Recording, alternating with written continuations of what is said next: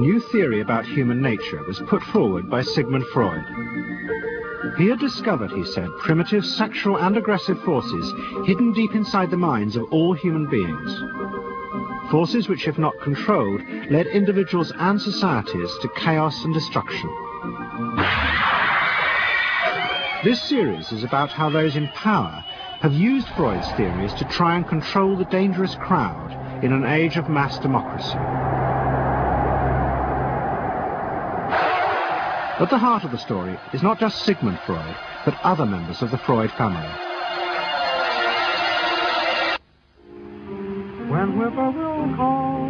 This episode is about Freud's American nephew, Edward Bernays. Bernays is almost completely unknown today, but his influence on the 20th century was nearly as great as his uncle's. Because Bernays was the first person to take Freud's ideas about human beings and use them to manipulate the masses.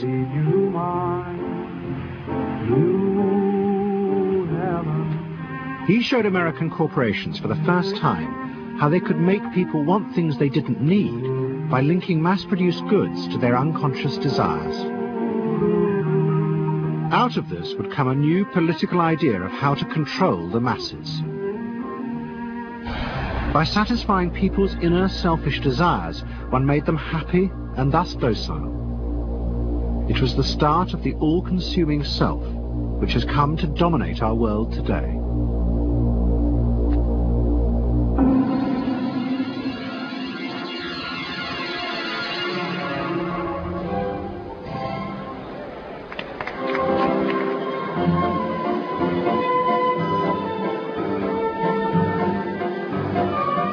Freud's ideas about how the human mind works have now become an accepted part of society, as have psychoanalysts. Every year, the psychotherapist's ball is held in a grand palace in Vienna. This is the psychotherapy ball. Psychotherapists come, some advanced patients come, or former patients come, and many other people, friends, but also people from the Viennese society who like to go to a nice, elegant, comfortable ball. But it was not always so. 100 years ago, Freud's ideas were hated by Viennese society. At that time, Vienna was the center of a vast empire ruling Central Europe. And to the powerful nobility of the Habsburg court, Freud's ideas were not only embarrassing, but the very idea of examining and analyzing one's inner feelings was a threat to their absolute control. You see, at that time, these people had the power. And of course, you just were not allowed to show your bloody feelings. I mean, you just couldn't. You know, I mean, you couldn't, if you were unhappy. Can you imagine, you, for instance, you sit somewhere in the country in a castle, you are deeply unhappy, you are a woman. You couldn't go to your maid and cry on her shoulders, or you couldn't go into the village and complain, you know, about your feelings. I mean, you couldn't, it was like selling yourself to somebody. You just couldn't, you know, because they had to respect you. Now, of course, Freud, you see, put that thought very much into question, because you see, to examine yourself, you would have to put a lot of other things into question, your society, everything that surrounds you. And that wasn't a good thing at that time. Why not? Because your self-created empire, to a certain extent, would have fallen into bits much earlier already. But what frightened the rulers of the empire even more was Freud's idea that hidden inside all human beings were dangerous instinctual drives. Freud had devised a method he called psychoanalysis. By analyzing dreams and free association, he had unearthed, he said, powerful sexual and aggressive forces, which were the remnants of our animal past. Feelings we repressed because they were too dangerous. Freud devised a method for exploring a hidden part of the mind, which we nowadays call the unconscious, which is a part that is totally unknown to our consciousness, that there exists a barrier in all our minds which prevents these hidden and unwelcome impulses of the unconscious from emerging. Good night.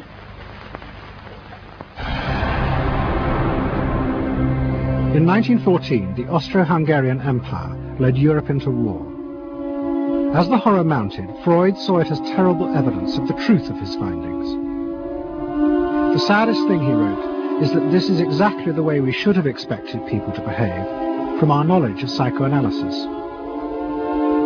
Governments had unleashed the primitive forces in human beings, and no one seemed to know how to stop them.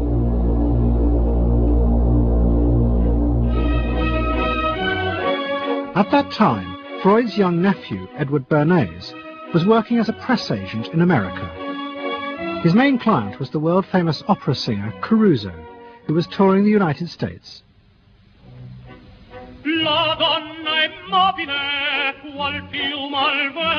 Bernays' parents had emigrated to America 20 years before, but he kept in touch with his uncle and joined him for holidays in the Alps.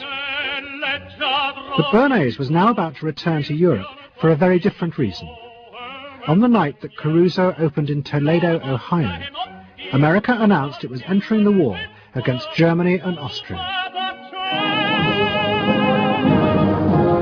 As a part of the war effort, the US government set up a Committee on Public Information, and Bernays was employed to promote America's war aims in the press.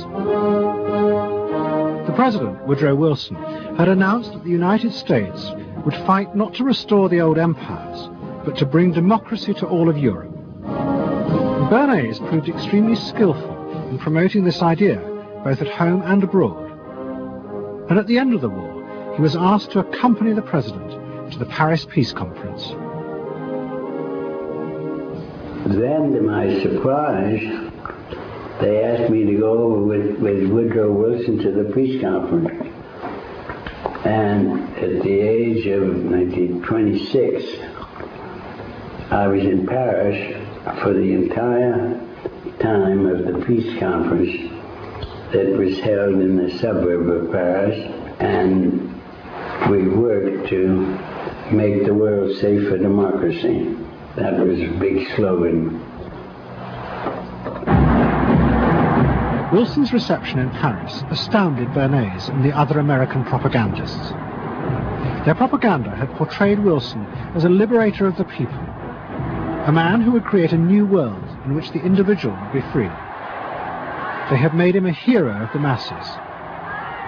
And as he watched the crowds surge around Wilson, Bernays began to wonder whether it would be possible to do the same type of mass persuasion, but in peacetime. When I came back to the United States, I decided that if you could use propaganda for war, you could certainly use it for peace. And propaganda got to be a bad word because of the Germans using it. So what I did was to try to find some other words. So we found the word Council on Public Relations. Bernays returned to New York and set up as a public relations counsel in a small office off Broadway. It was the first time the term had ever been used. Since the end of the 19th century, America had become a mass industrial society, with millions clustered together in the cities. Bernays was determined to find a way to manage and alter the way these new crowds thought and felt. To do this, he turned to the writings of his uncle Sigmund. While in Paris, Bernays had sent his uncle a gift of some Havana cigars. In return, Freud had sent him a copy of his general introduction to psychoanalysis. Bernays read it, and the picture of hidden irrational forces inside human beings fascinated him. He wondered whether he might make money by manipulating the unconscious. What Eddie got from Freud was indeed this idea that there is a lot more going on in human decision-making, not only among individuals, but even more importantly among groups, than this idea that information drives behavior. And so Eddie began to formulate this idea that you had to look at things that would play to people's irrational emotions. And you see, that moved Eddie immediately into a different category from other people in his field and most government officials and managers of the day who thought if you just hit people with all this factual information, they would look at that and say, oh, of course. And Eddie knew that was not the way the world worked. Bernays set out to experiment with the minds of the popular classes. His most dramatic experiment was to persuade women to smoke. At that time, there was a taboo against women smoking, and one of his early clients, George Hill, the president of the American Tobacco Corporation, asked Bernays to find a way of breaking it. He said, we're losing half of our market because men have invoked a taboo against women smoking in public. Can you do anything about that? I said, let me think about it. And then I said, have I your permission to see a psychoanalyst to find out what cigarettes mean to women? He said, what'll it cost? So I called up Dr. Brill, A.A. Brill, who was a leading psychoanalyst in New York at that time. How come you didn't call your uncle? Why didn't you call your uncle? Because he was in Vienna. A.A. Brill was one of the first psychoanalysts in America, and for a large fee he told Bernays that cigarettes were a symbol of the penis and of male sexual power. He told Bernays that if he could find a way to connect cigarettes with the idea of challenging male power, then women would smoke, because then they would have their own penises. Every year, New York held an Easter Day parade to which thousands came, and Bernays decided to stage an event there. He persuaded a group of rich debutantes to hide cigarettes under their clothes. Then they should join the parade, and at a given signal from him, they were to light up the cigarettes dramatically. Bernays then informed the press that he had heard that a group of suffragettes were preparing to protest by lighting up what they called torches of freedom. He knew this would be an outcry, and he knew that all of the photographers would be there to capture this moment. And so he was ready with a phrase which was torches of freedom. And so here you have a symbol, women, young women, debutantes, smoking a cigarette in public with a phrase that means anybody who believes in this kind of equality pretty much has to support them in the ensuing debate about this, because torches of freedom. I mean, what's on all American coins? It's liberty. She's holding up the torch. You see? And so all of this is there together. There's emotion, there's memory, there's a rational phrase, even though it's using a lot of emotional elements. It's a phrase that works in a rational sense. All of this is together. And so the next day, this was not just in all of the New York papers, it was across the United States and around the world. And from that point forward, the sale of cigarettes to women began to rise. He had made them socially acceptable with a single symbolic act. What Bernays had created was the idea that if a woman smoked, it made her more powerful and independent, an idea that still persists today. Embrace me, my sweet embrace. It made him realize that it was possible to persuade people to behave irrationally if you link products to their emotional desires and feelings. The idea that smoking actually made women freer was completely irrational, but it made them feel more independent. It meant that irrelevant objects could become powerful emotional symbols of how you wanted to be seen by others. Eddie Bernays saw the way to sell product was not to sell it to your intellect, that you ought to buy an automobile, but that you will feel better about it if you have this automobile. I think he originated that idea, that they weren't just purchasing something, but they were engaging themselves emotionally or personally in the product or service. That it's not, you think you need a new piece of clothing, but you'll feel better with the piece of clothing. That was his contribution in a very real sense. We see it all over the place today, but I think he originated the idea of the emotional connect to a product or service. What Bernays was doing fascinated America's corporations. They had come out of the war rich and powerful, but they had a growing worry. The system of mass production had flourished during the war, and now millions of goods were pouring off production lines. What they were frightened of was the danger of overproduction, that there would come a point when people had enough goods and would simply stop buying. Up until that point, the majority of products were still sold to the masses on the basis of need. While the rich had long been used to luxury goods, for the millions of working-class Americans, most products were still advertised as necessities. Goods like shoes, stockings, even cars were promoted in functional terms for their durability. The aim of the advertisements was simply to show people the product's practical virtues, nothing more.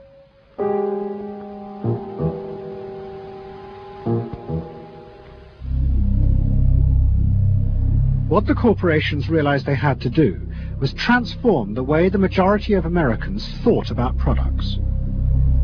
One leading Wall Street banker, Paul Mazur of Lehman Brothers, was clear about what was necessary. We must shift America, he wrote, from a needs to a desires culture. People must be trained to desire, to want new things even before the old have been entirely consumed. We must shape a new mentality in America. Man's desires must overshadow his needs. Prior to that time, there was no American consumer. There was the American worker, and there was the American owner, and they manufactured and they saved and they ate what they had to, and the people shopped for what they needed. And while the very rich may have bought things they didn't need, most people did not. And Mazur envisioned a break with that, where you would have things that you didn't actually need, but you wanted, as opposed to needed.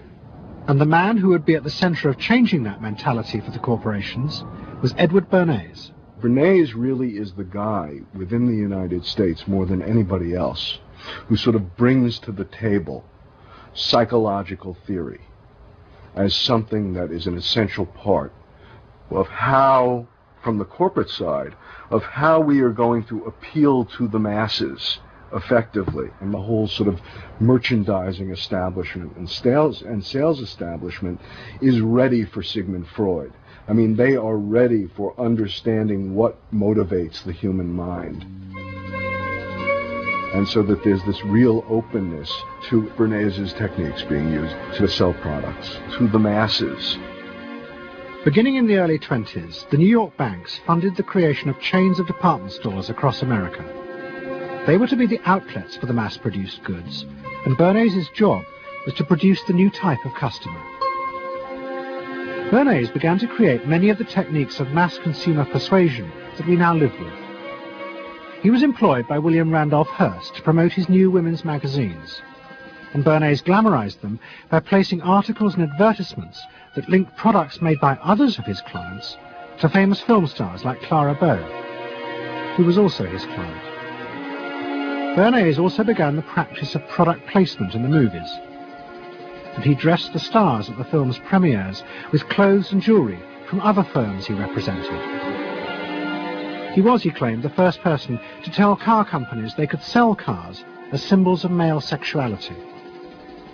He employed psychologists to issue reports that said products were good for you, and then pretended they were independent studies. He organized fashion shows in department stores, and paid celebrities to repeat the new and essential message: you bought things not just for need, but to express your inner sense of yourself to others. There's a psychology of dress. Have you ever thought about it? How it can express your character? You all have interesting characters, but some of them are all hidden.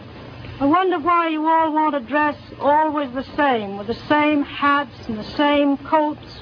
I'm sure all of you are interesting and have wonderful things about you, but looking at you in the street, you all look so much the same. And that's why I'm talking to you about the psychology of dress. Try and express yourselves better in your dress. Bring out certain things that you think are hidden. I wonder if you've thought of this angle of your personality. I'd like to ask you some questions. Why do you like short skirts? Oh, because there's more to see. More to see, eh? What good does that do you? It makes you more attractive. It does? In 1927, an American journalist wrote, "A change has come over our democracy. It is called consumptionism. The American citizen's first importance to his country is now no longer that of citizen, but that of consumer." The growing wave of consumerism helped in turn to create a stock market boom. And yet again, Edward Bernays became involved, promoting the novel idea that ordinary people should buy shares, borrowing money from banks he also represented. And yet again, millions followed his advice.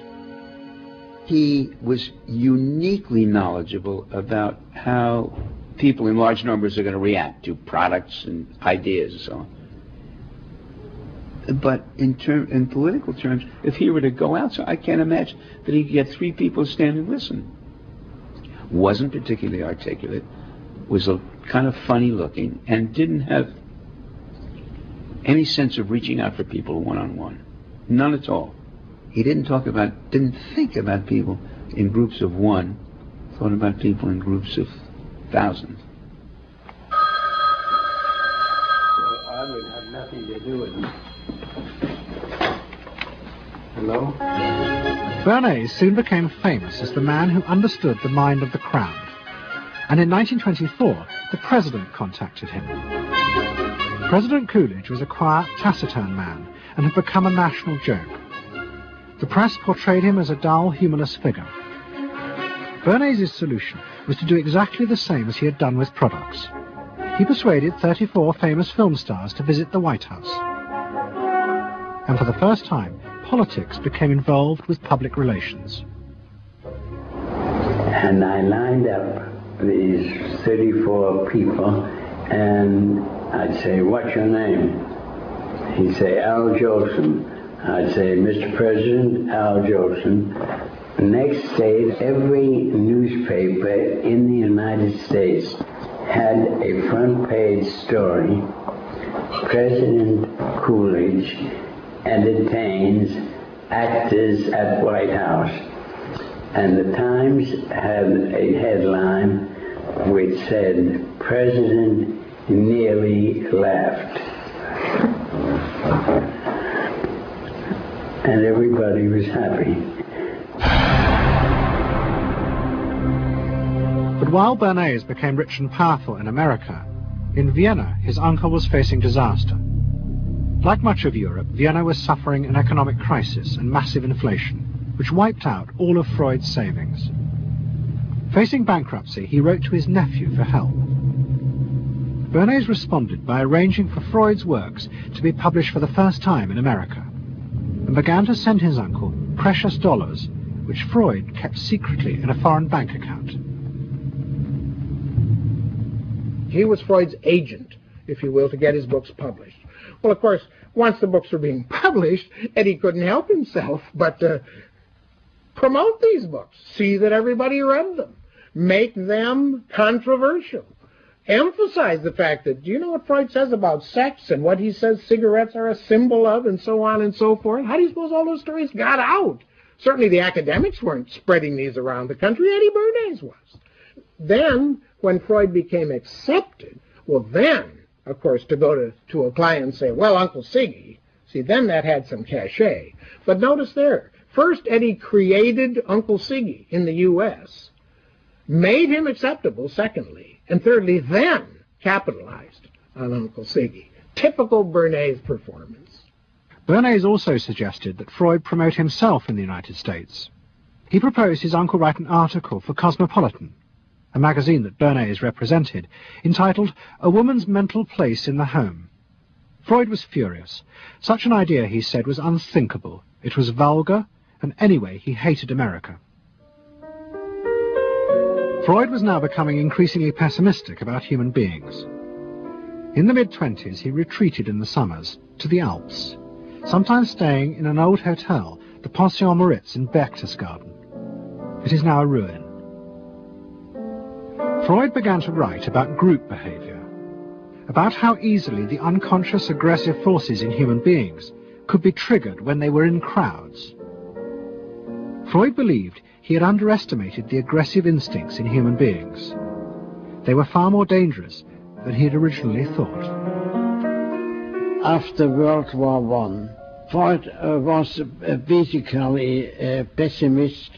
He felt that man is an impossible creature, a very, very sadistic and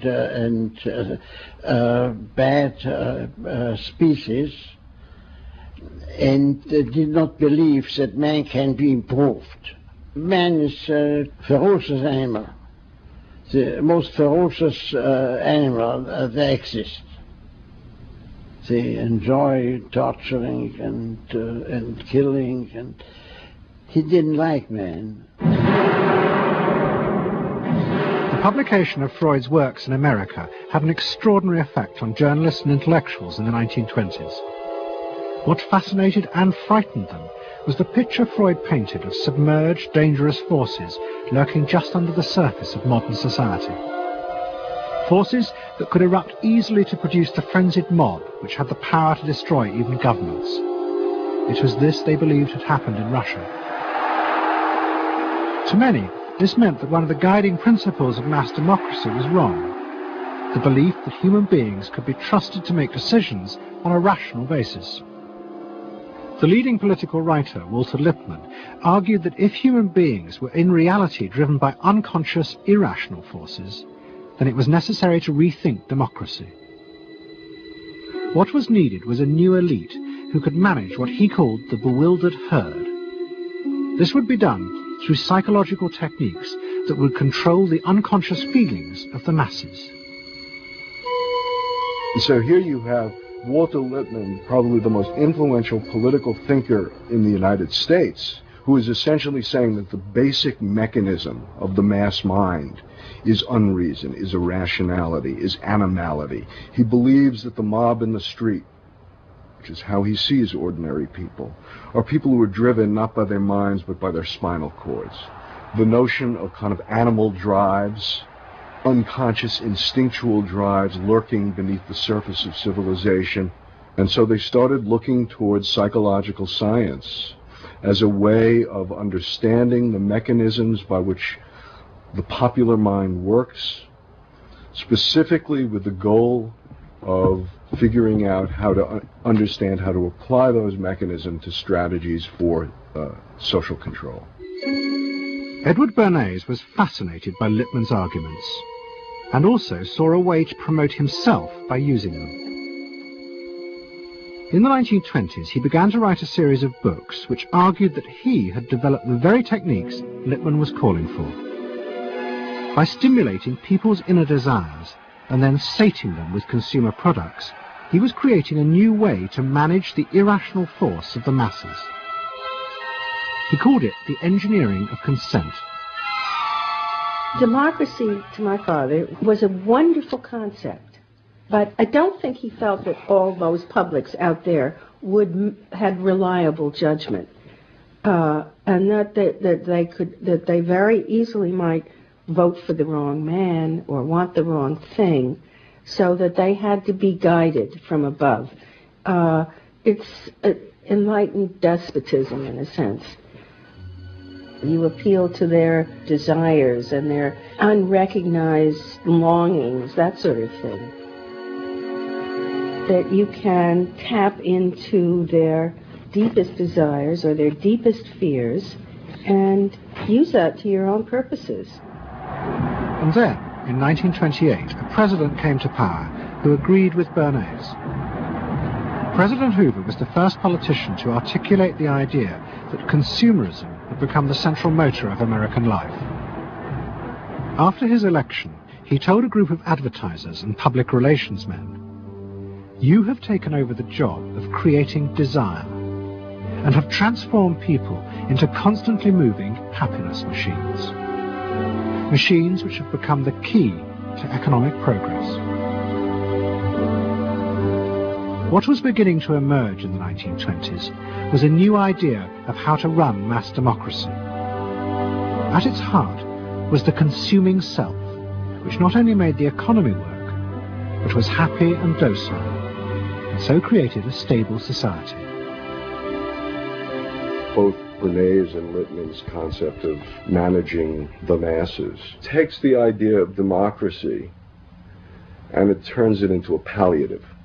It turns it into giving people some kind of feel-good medication that will respond to an immediate pain or an immediate yearning, but will not alter the objective circumstances one iota. I mean, democracy really, the idea of democracy at its heart was about changing the relations of power that had governed the world for so long. And Bernays' concept of democracy was one of maintaining the relations of power, even if it meant that one needed to sort of stimulate the psychological lives of the public. And in fact, in his mind, that was what was necessary. That if you can keep stimulating the irrational self, then leadership can basically go on doing what it wants to do. Bernays now became one of the central figures in a business elite that dominated American society and politics in the 1920s. He also became extremely rich and lived in a suite of rooms in one of New York's most expensive hotels, where he gave frequent parties. Oh my goodness, he had a home in the corner suite of the Sherry Netherland Hotel. And here's this wonderful suite with all these windows looking out on Central Park and across at the plaza and on the square. And he would use this place to hold a soiree. The mayor would come, all the media leaders would come, the political leaders, the business leaders, the people in the arts. I mean, it was a who's who. People wanted to know Eddie Bernays because, you know, he himself became a sort of a famous man, a sort of a magician who could make these things happen. He knows everybody. He knows the mayor and he knows the senator, and he calls politicians on the telephone as if he did get literally a high or a bang out of doing what he did. And that's fine, but it can be a little hard on the people around you, especially when you make other people feel stupid. People who worked for him were stupid, and children were stupid, and if people did things in a way that he wouldn't have done them, they were stupid. It was a word that he used over and over and over, dope and stupid. And the masses? They were stupid.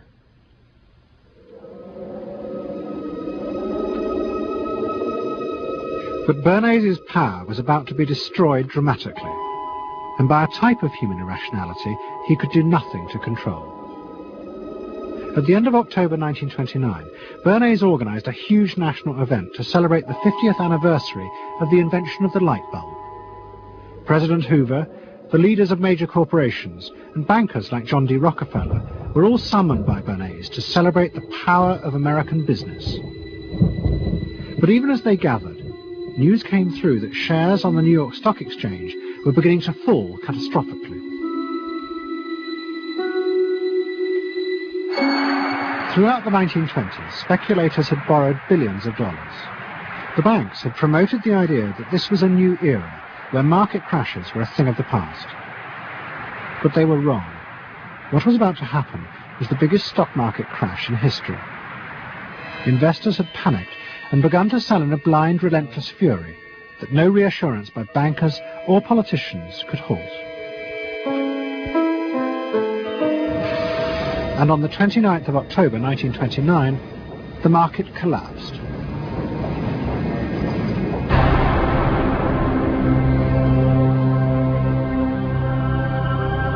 The effect of the crash on the American economy was disastrous. Faced with recession and unemployment, millions of American workers stopped buying goods they didn't need. The consumer boom that Bernays had done so much to engineer disappeared, and he and the profession of public relations fell from favor. Bernays' brief moment of power seemed to be over.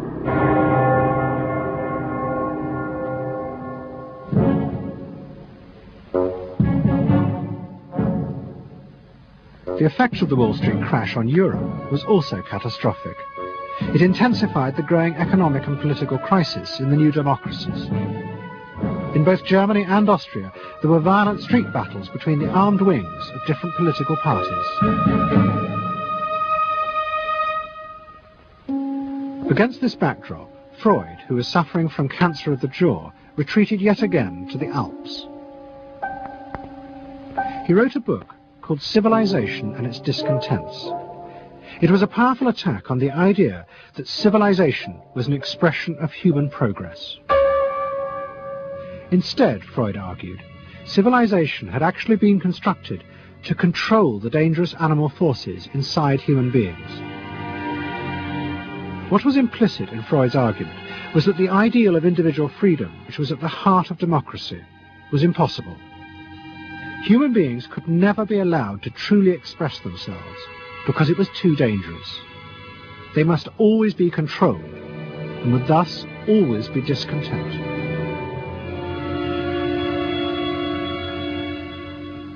Man doesn't want to be civilized, and he is, civilization brings discontent, but it is necessary to survival. Otherwise he couldn't survive. So he must be discontent, because this would be the only way to keep him within limits. But what did Freud think about the idea of the equality of man? He didn't believe in it. We had 32 parties, and Hitler said, before those parties don't vanish, there is no Germany. That's true. You can't have 32 parties. And so they felt, this one person will put an end to this comedy. Freud was not alone in his pessimism. Politicians like Adolf Hitler emerged from a growing despair in the 1920s about democracy. The Nazis were convinced that democracy was dangerous because it unleashed a selfish individualism, but didn't have the means to control it. Hitler's party, the National Socialists, stood in elections, promising in their propaganda that they would abandon democracy because of the chaos and unemployment it led to. Die Parteien versprachen den Himmel auf Erden.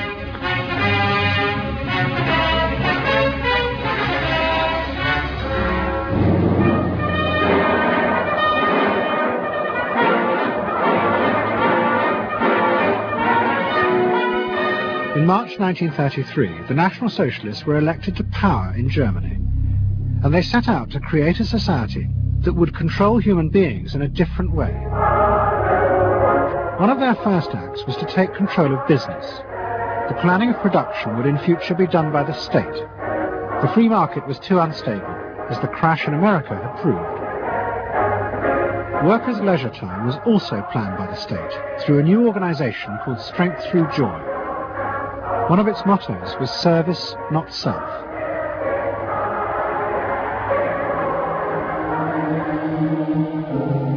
But the Nazis did not see this as a return to an old form of autocratic control. It was a new alternative to democracy, in which the feelings and the desires of the masses would still be central, but they would be channeled in such a way as to bind the nation together. The chief exponent of this was Joseph Goebbels, the Minister of Propaganda. Es mag gut sein, Macht zu besitzen, die auf Gewehren ruht. Besser aber und beglückender ist es, das Herz eines Volkes zu gewinnen und es auch zu behalten. Goebbels organized huge rallies, whose function, he said, was to forge the mind of the nation into a unity of thinking, feeling, and desire. One of his inspirations, he told an American journalist, was the writings of Freud's nephew, Edward Bernays. In his work on crowd psychology, Freud had described how the frightening irrationality inside human beings could emerge in such groups. The deep, what he called libidinal forces of desire, are given up to the leader, while the aggressive instincts are unleashed on those outside the group. Freud wrote this as a warning. But the Nazis were deliberately encouraging these forces because they believed they could master and control them. Well, Freud was saying that masses are bound by libidinal forces. They love each other and delegate their ideas and their feelings to the chap on top. What are libidinal forces? What are libidinal forces? Well, forces of love. Not hate. No, hate is delegated to the others outside.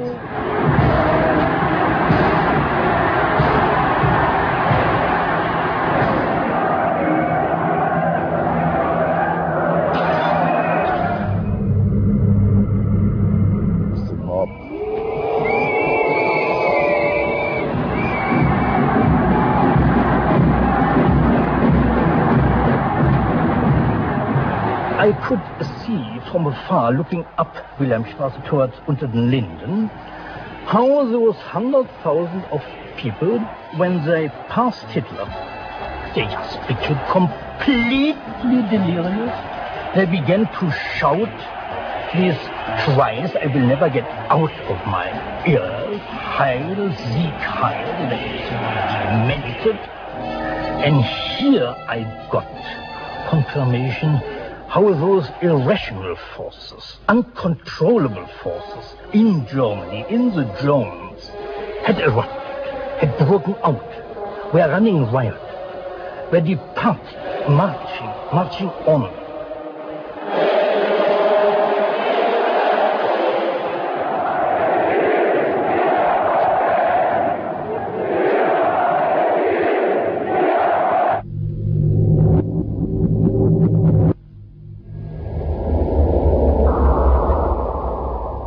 And in America too, democracy was under threat from the force of the angry mob. The effect of the stock market crash had been disastrous. There was growing violence as an angry population took out their frustration on the corporations who were seen to have caused this disaster. Then, in 1932, a new president was elected who was also going to use the power of the state to control the free market. But his aim was not to destroy democracy, but to strengthen it.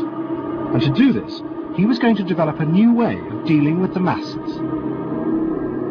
I am prepared, under my constitutional duty, to recommend the measures that a stricken nation in the midst of a stricken world may require. But in the event that the national emergency is still critical, I shall not evade the clear course of duty that will then confront me. I shall ask the Congress for the one remaining instrument to meet the crisis: broad executive power.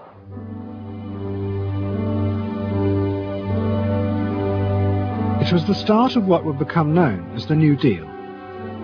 Roosevelt assembled a group of young technocrats and planners in Washington.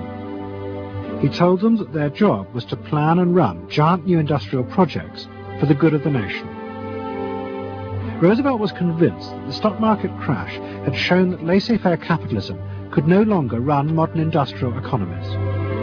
It had become the job of government.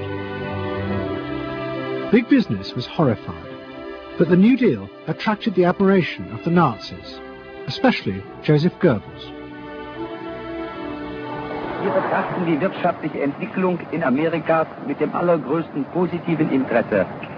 Und wir sind dort der festen Überzeugung, dass Präsident Roosevelt und seine Berater auf dem richtigen Wege sind. Es handelt sich in der Tat um das größte wirtschaftliche und soziale Problem aller Zeiten. Die vielen Millionen Arbeitslosen, die ihre Plätze an den Maschinen und in den Kontoren verloren haben, wieder an ihre alten Arbeitsstellen zurückzuführen. Das kann nicht allein der privaten Initiative überlassen werden. Ausschlaggebend ist, dass die öffentliche Hand mit positiven Maßnahmen eingreift. But although Roosevelt, like the Nazis, was trying to organize society in a different way, unlike the Nazis, he believed that human beings were rational and could be trusted to take an active part in government. Roosevelt believed it was possible to explain his policies to ordinary Americans and take into account their opinions. To do this, he was helped by the new ideas of an American social scientist called George Gallup. Favorite reading of New Deal Washington, the survey of U.S. public opinion. From offices at Princeton, New Jersey, a famed statistician, Dr. George Gallup, tells Washington from week to week what the nation is thinking. And in New York, Fortune magazine's analyst, Elmo Roper, compiles for publication a continuous record of the nation's approval or disapproval of how the country is being run. Gallup and Roper rejected Bernays' view that human beings were at the mercy of unconscious forces and so needed to be controlled. Their system of opinion polling was based on the idea that people could be trusted to know what they wanted. They argued that one could measure and predict the opinions and behavior of the public if one asked strictly factual questions and avoided manipulating their emotions. Well, how about this one? Do you think Franklin D. Roosevelt's New Deal has been bad for the nation in general? No, that question's loaded. It automatically suggests an answer. Well, how about this? Is your present feeling toward President Roosevelt one of general approval or general disapproval? That's better. Prior to scientific polling, the view of many people was that you couldn't trust public opinion. It was irrational, that it was ill-informed, chaotic, unruly, and so forth. And so that opinion should be dismissed. But with scientific polling, I think it established very clearly that people are rational, that they do make good decisions, and this offers democracy a chance to be truly informed by the public, giving everybody a voice in the way the country is run. I know my father wouldn't necessarily say the voice of the public is the voice of God, but he did feel very much that the voice of the people is a rational voice and should be heard. What Roosevelt was doing was forging a new connection between the masses and politicians. No longer were they irrational consumers who were managed by sating their desires. Instead, they were sensible citizens who could take part in the governing of the country. In 1936, Roosevelt stood for re-election. He promised further control over big business. To the corporations, it was the beginning of a dictatorship.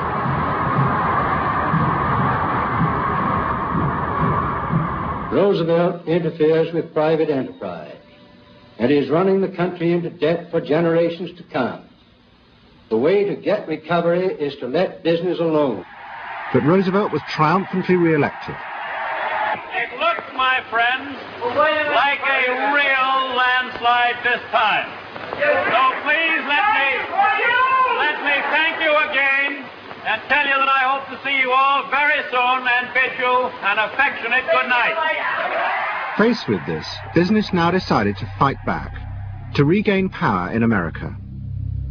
At the heart of the battle would be Edward Bernays and the profession he had invented, public relations. Following that election, business people start to get together and start to carry on discussions, primarily in private, and they start talking to each other about the need to sort of carry on ideological warfare against the New Deal and to sort of reassert the sort of connectedness between the idea of democracy on the one hand and the idea of privately owned business on the other. And so, under the umbrella of an organization which still exists, which is called the National Association of Manufacturers, and whose membership included all of the major corporations of the United States, a campaign is launched explicitly designed to create emotional attachments between the public and big business. It's Bernays' techniques being used on a grand scale. I mean, totally.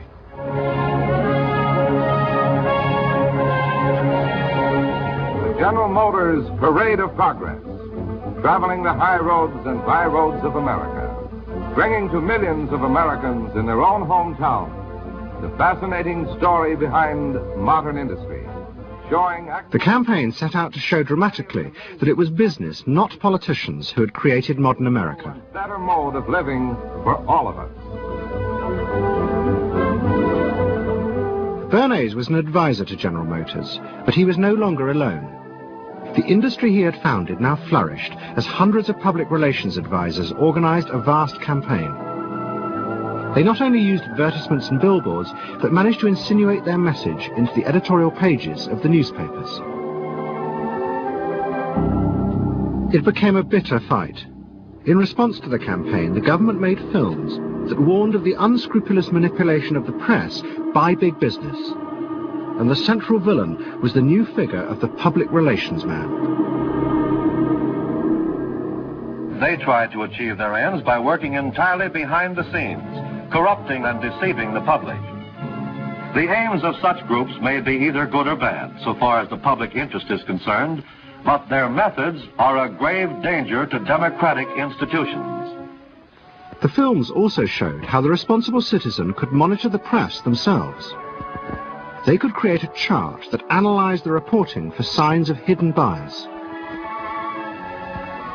But such earnest instruction was to be no match for the powerful imagination of Edward Bernays. He was about to help create a vision of the utopia that free market capitalism would build in America if it was unleashed. Somewhere over the rainbow, way up. In 1939, New York hosted the World's Fair. Edward Bernays was a central advisor. He insisted that the theme be the link between democracy and American business.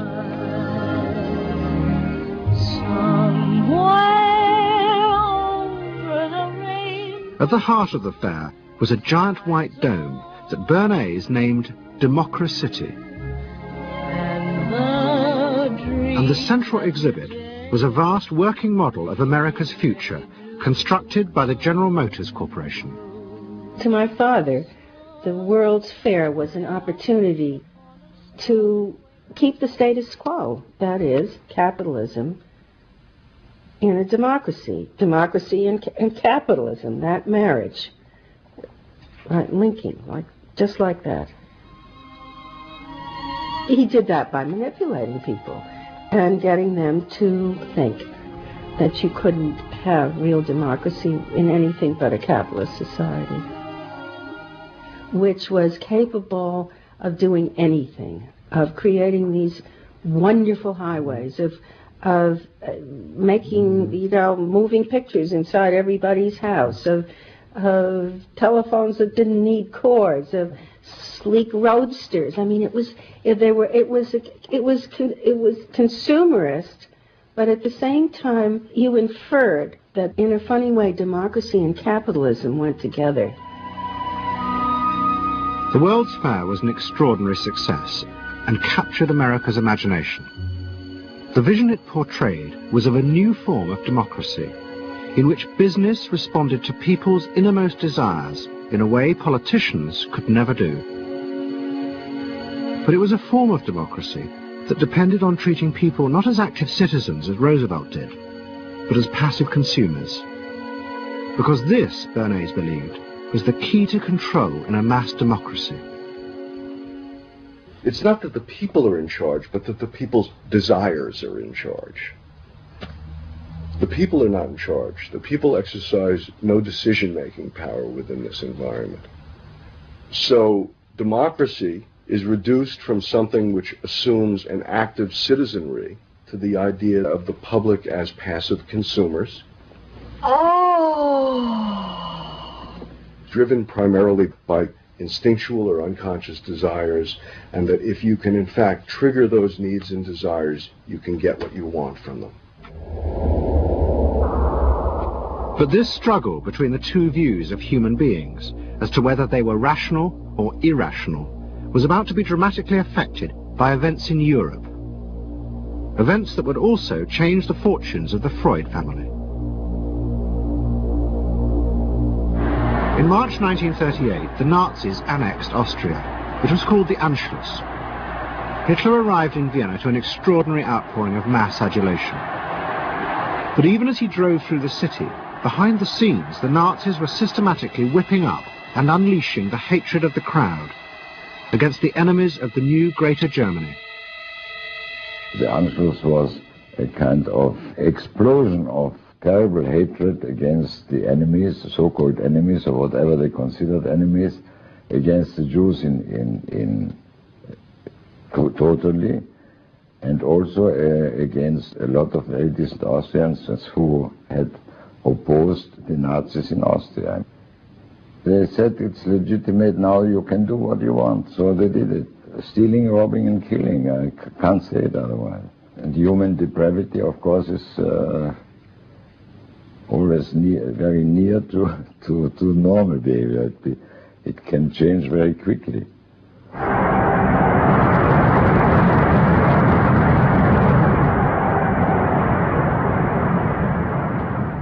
As the violence and assassinations raged in Vienna, Freud decided he had to leave. His aim was to go to Britain, but he knew that Britain, like many countries, was refusing entry to most Jewish refugees. But help came from the leading psychoanalyst in Britain, Ernest Jones. He was in the same ice skating club as the Home Secretary, Sir Samuel Hoare, and Jones persuaded Hoare to issue Freud a British work permit. And in May 1938, Freud, his daughter Anna, and other members of his family set off for London.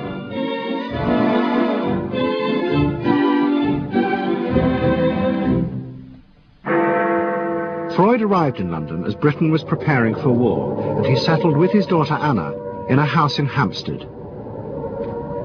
But Freud's cancer was now far advanced, and in September 1939, just 3 weeks after the outbreak of war, he died.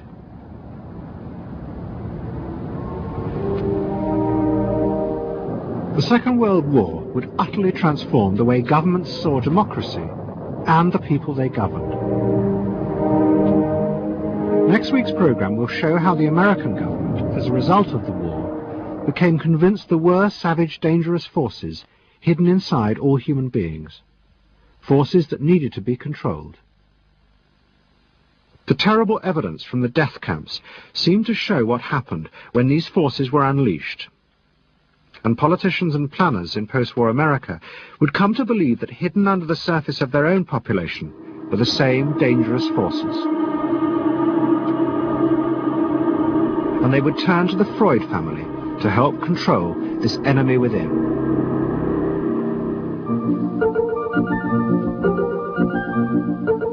And ever adaptable, Edward Bernays would work not just for the American government, but the CIA.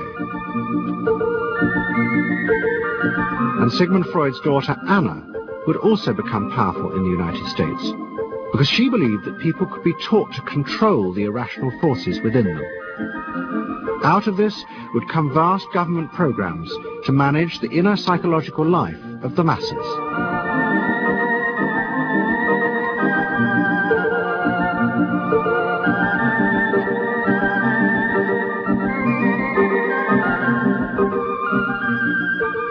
The Century of the Self continues next Sunday night on BBC Two, same time, 8 o'clock. Tonight, the final part of SAS next.